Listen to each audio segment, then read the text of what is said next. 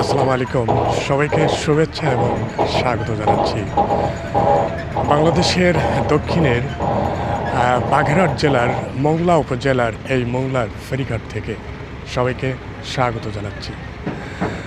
দেখতে পাচ্ছেন মোংলার ফেরিঘাট, এই যে একটা ফেরি অপেক্ষা করছে এই পশুর নদী পার হয়ে নদীর ওই পার, এই নদীর ওই পার আপনাদের একটু দেখানোর চেষ্টা করি। মূল শহর উপজেলা সদর নদীর ওই পার, এখানে অপেক্ষামান আরও কয়েকটি গাড়ি, অর্থাৎ ফেরিটা অনেক ছোট দেখতে পাচ্ছেন, যে কারণে ফুলফিল হয়ে গেছে। এখনই ফেরিটা ছেড়ে নদীর ওই পারে যাবে, ছোট্ট একটা নদী, পশুর নদী। আর এখানে দেখতে পাচ্ছেন অনেকগুলো ছোট ছোট বোট চলে আসছে, মূলত এগুলোই সুন্দরবন ট্যুরসের বোট। এই বোটগুলা এখান থেকে, অর্থাৎ এই সুন্দরবনের যে প্রবেশদ্বার, মোংলার আমি যে জায়গায় দাঁড়িয়ে আছি এটা হচ্ছে সুন্দরবনের প্রবেশদ্বার। এখান থেকে এই ছোট ছোট নৌকাগুলো, ডেনিশ বোটও বলা যায়, এই নৌকাগুলো প্রায় 14 থেকে 15 জন প্যাসেঞ্জার নিয়েই সুন্দরবনের যে করম জল আছে, করম জলে বেড়াতে যায়। 40 থেকে 45 মিনিট সময় লাগে।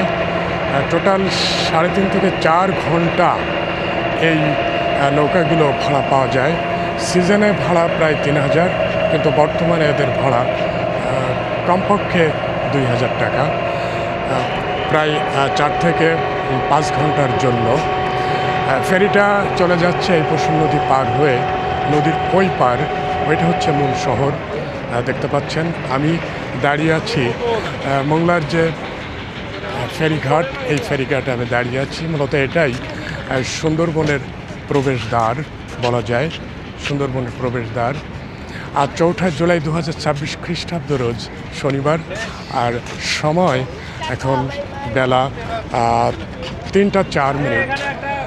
এই মুহূর্তে আমি দাঁড়িয়ে আছি মোংলার যে পশুর নদীর তীরে, এই ফেরিঘাটে আমি দাঁড়িয়ে আছি। এবং এই যে ছোট ছোট বোটগুলো দেখতে পাচ্ছেন, এইগুলোই মূলত ট্যুরিস্টদের বহন করে থাকে।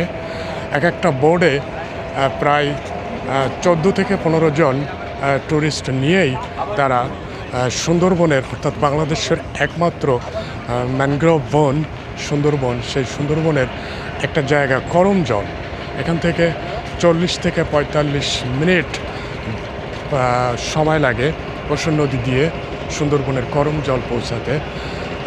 সেই জায়গায় তারা এখান থেকে যায় প্যাসেঞ্জার নিয়ে, অর্থাৎ এই পর্যটকদের নিয়ে। সুন্দর দেখতে। তো মোংলার এই জায়গায় আসতে হলে খুলনা মূল শহর থেকে 41 কিলোমিটার দক্ষিণে এই জায়গায়, অর্থাৎ এই মোংলা উপজেলা খুলনা শহর থেকে 41 কিলোমিটার দক্ষিণে। মোংলাটি মূলত বাগেরহাট জেলার একটি উপজেলা, একটা সুন্দর, একটা পরিষ্কার পরিচ্ছন্ন একটা উপজেলা, এবং বাংলাদেশের দ্বিতীয় বৃহত্তম যে